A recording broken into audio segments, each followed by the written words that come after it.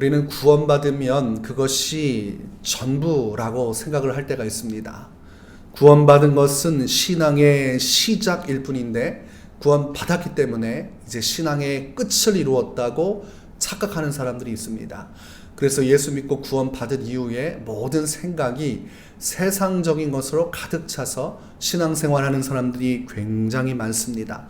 어떻게 하면 잘 먹고 잘 살 것인지, 성공할 것인지, 이제 구원도 받았으니 하나님 복 좀 보자, 이렇게 살게 되는 것이죠. 그래서 이 땅에서 살아가면서 세상 사람들과 잘 구별되지 않는 길을 선택하면서 그렇게 살아가는 것입니다. 그리고 그렇게 살다가 죽으면 천국까지 가니 금상첨화가 아니겠는가, 그런 마음으로 살아갑니다. 그러나 마태복음 6장 33절에서는 이렇게 말합니다. 그런즉 너희는 먼저 그의 나라와 그의 의를 구하라. 그리하면 이 모든 것을 너희에게 더하시리라. 먹고 사는 문제, 세상의 것에 얽매여 살지 말고 너희의 진정한 삶의 목적과 방향은 하나님의 나라의 그 완성됨에 있어야 한다. 영적인 삶, 하나님께서 원하시는 그 길로 더 깊이 나아가는 삶을 추구하라, 이렇게 말씀을 해 주셨습니다. 오늘 본문에서는 그것을 2절에서 이런 식으로 표현을 합니다. 갓난아기들 같이 순전하고 신령한 젖을 사모하라.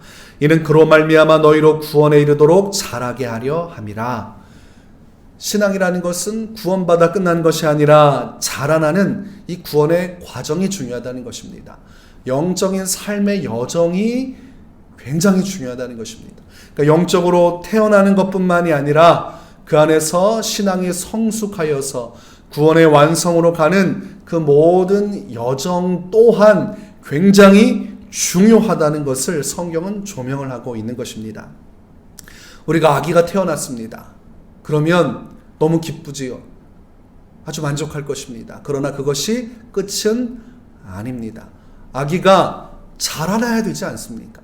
자라나서 한 명의 성인이 되고 세상에서 자기의 몫을 다하는 그런 훌륭한 사람이 될 때, 그럴 때 그것이 온전한 목적을 이루는 것입니다.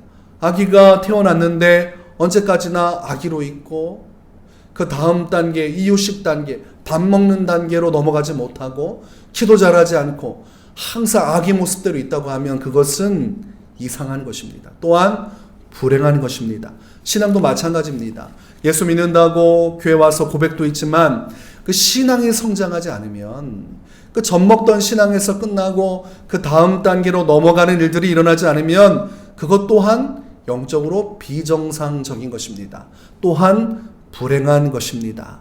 예수님을 10여 년 이상 믿어도 여전히 아기와 같은 신앙생활하는 사람들이 있습니다. 삶의 변화가 일어나지 않습니다. 성숙해져야 되는데 성숙함이 드러나지 않습니다. 그것은 불행한 것입니다. 어린 아기로 계속 있는 것이에요. 부모 품 안에서 그 아기된 모습으로 자라나니, 아니 그것이 부모의 속을 얼마나 썩이겠습니까? 그러니 하나님 안에서 예수 믿었다는 것만으로 충분하다고 하면서 세상에 빠져 살아가는 성도들, 신앙의 성숙이 없는 성도들은 하나님의 마음을 아프게 하는 자녀와 같다고 할 수가 있겠습니다. 그래서 신앙의 성숙이 없는 성도는 우리가 불쌍히 여기고 기도해 주어야 하는 대상이 되는 것입니다. 하나님 아버지의 마음으로 함께 교회가 중보기도 해줘야 됩니다. 그래서 교회 안에서는 이 두 가지가 공존해야 됩니다. 예수님을 믿어서 영적으로 태어나는 일, 그리고 태어난 영적인 신생아 같은 그 성도가 믿음 안에서 자라나는 일. 그래서 믿음 안에서 자라나는 일이 가능해지는 것은 바로 하나님의 말씀을 들었을 때, 성경은 믿음은 들음에서 난다. 그래서 예배의 자리, 은혜의 자리를 많이 온 사람들, 그래서 그 말씀을 잘 받아들여서 30배, 60배, 100배의 결실로 말씀대로 순종하며 살아가는 자들이 신앙에 성장하게 되어 있습니다.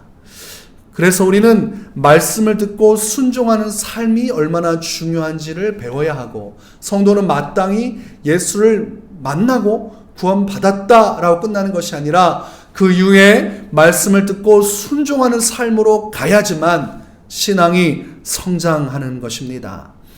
이것이 일어나지 않으면 교회가 냉랭해지는 것입니다. 왜냐하면 성숙해서 예수 안에서 자라나는 일이 있으면 교회의 덕이 되고 서로에게 힘이 되고 교회는 계속해서 기도의 불길을 더하고 헌신과 순종의 길을 더해서 계속해서 일꾼들이 자라나기 시작하니까 얼마나 큰 영광으로 교회가 세워지겠습니까? 우리가 아기가 태어날 때는 젖먹이고 기어다니지만 그 자녀가 장성한 성인이 되면 어떻습니까? 부모에게 큰 힘이 되지 않습니까? 부모님 걱정하지 마십시오. 부모 노후에도 그 자녀들이 부모의 든든한 받침대가 되는 것입니다. 마찬가지입니다. 성도가 교회 올 때는 세상적으로 구분도 못하고 무엇이 진리인지도 잘 모르다가 예수님 만나서 중생하고 하나님 말씀 안에서 자라나면 나중에 교회의 든든한 일꾼이 되어서 기도의 일꾼이 되어서 전도의 일꾼이 되어서 섬김의 일꾼이 되어서 교회의 근심이었던 그 사람이 교회의 역사를 일으키는 큰 일꾼으로 서는 것입니다. 그러니 교회가 갈수록 예수님을 닮아가고 교회가 갈수록 기도의 역사를 더해가는 일들을 통해서 초대교회 같은 역사가 일어나는 것입니다. 그래서 여러분, 자라나는 신앙의 역사가 끊긴 교회는 끊임없이 냉랭한 것입니다. 열매도 없는 것이에요. 왜냐하면 변화되지 않은 사람들이 자꾸 자리를 차지하고 시간의 연수가 차면 어떻게 됩니까? 직분을 줍니다. 오래 교회 다녔다고 직분을 줘도 안 되지만 신앙의 성숙이 없는 자들이 직분을 맡게 되면 세상의 것을 가지고 교회를 치리하게 되어 있습니다. 세상의 방법과 논리를 가지고 성도를 대하고 그리고 하나님의 사역 가운데 나가니 기도하지 않고 자꾸 인간적인 수단으로 교회를 하고 세상적인 관점으로 사람을 판단하니까 돈 많은 사람 오면 열심히 잘 섬겨주고 돈 없는 성도 오면 냉대받는다는 얘기가 나오는 것입니다. 왜냐하면 성숙하지 못한 자들이 자리를 잡으면 교회 안에 그런 일들이 일어나요.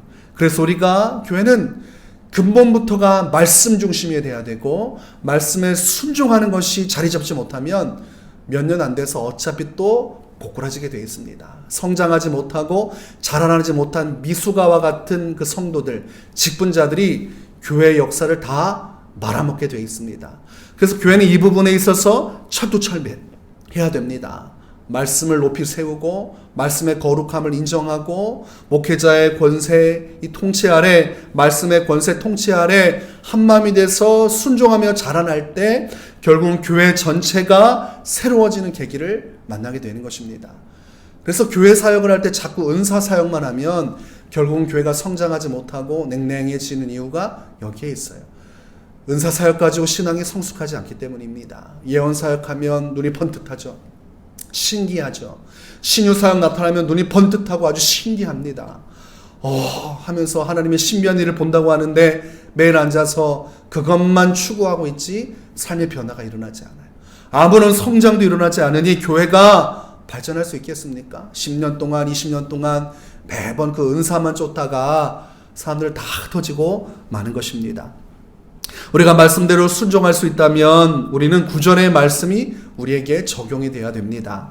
그러나 너희는 택하신 족속이요 왕같은 제사장들이요 거룩한 나라요 그의 소유가 된 백성이니 이는 너희를 어두운 데서 불러내어 그의 기이한 빛에 들어가게 하시니에 아름다운 덕을 선포하게 하려 하심이라. 우리가 하나님의 말씀을 따라 살아가노라면 이것이 우리에게 정확한 진리인데 우리는 바로 택하신 족속이요 왕같은 제사장이라는 것을 깨닫게 되는 것입니다. 세상적으로 살면 내가 누군지도 모르고 앞뒤 분간 모르고 막 살지만 하나님의 말씀 앞에 서서 신앙의 길을 제대로 가게 되면 내가 누구인지를 인지하게 되니 아하, 내가 큰 사명을 가진 사람이구나. 내가 말씀을 따라 하나님의 역사를 이루어야 되는 사람이구나. 그러면서 믿음의 역사를 이루게 되는데 궁극적으로 신앙이 자라나며 무슨 일을 하게 되냐면 하나님의 이 기이한 빛에 들어가 하나님의 말씀의 빛에 들어가서 하나님의 아름다운 덕을 선포하게 된다는 것입니다. 여러분, 아름다운 덕은 한 가지인데 복음입니다. 하나님께서 우리에게 이루신 이 복음을 증거하는 삶으로 나가게 된다는 것입니다. 그래서 신앙이 성장하게 되면 삶이 바뀌고 그 삶의 궁극적인 방향은 바로 증인으로서 살아간다는 것입니다. 그래서 신앙의 성숙은 말씀을 듣고 순종하는 것에 따르지만 그 신앙의 성숙을 확인할 수 있는 척도는 하나님 앞에서 말씀의 증인으로 살아가고 있는가. 이것을 통해서 최종적으로 우리는 분별할 수 있는 것입니다. 나는 말씀 앞에서 증인으로서 어떤 삶을 살고 있는가. 그것이 정확하게 나의 신앙이 성장했는지 자라난 것인지, 그리고 그 앞에서 내 신앙의 이 증인으로서의 삶의 모습이 어떻게 변화되는지를 통해서 성숙하고 있는지 아니면 주저앉고 있는지를 우리는 알게 되는 것입니다. 결코 신앙의 연수로 우리가 성장을 판단해서는 안 됩니다. 교회 안에서 10년 온 사람은 믿음이 큰 사람, 교회 온 지 1년밖에 안 된 사람, 믿음이 적은 사람, 통상 이렇게 생각을 하지만 예수님은 그렇게 말씀하지 않으세요.